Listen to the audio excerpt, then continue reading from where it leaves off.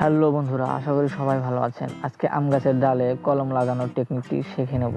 প্রথমে একটি আম গাছের ডাল সিলেক্ট করে নেবেন। এরপরে সুন্দর করে ডালটি রাউন্ড করে কেটে নেবেন এবং এই খোসা সুন্দর করে পরিষ্কার করে নিতে হবে। এরপর আমরা কিছু অ্যালোভেরার জেল সুন্দর করে তাতে লাগিয়ে দেব আড়াআড়ি করে। এরপর একটি আমরা প্লাস্টিকের গ্লাস নেব এবং এই প্লাস্টিকের গ্লাসটি সুন্দর করে এই ডালের সাথে টেপ দিয়ে লাগিয়ে দেব।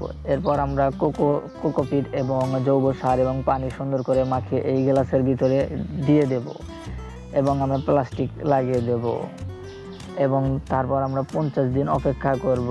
কিন্তু বন্ধুরা, এর আগে রেজাল্টটি দেখার জন্য এই ভিডিওটি একটি লাইক দিবেন, আমার চ্যানেলটি সাবস্ক্রাইব করবেন এবং ভিডিওটি শেয়ার করে দেবেন।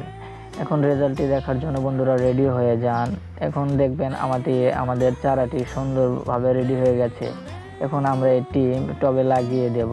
ধন্যবাদ বন্ধুরা।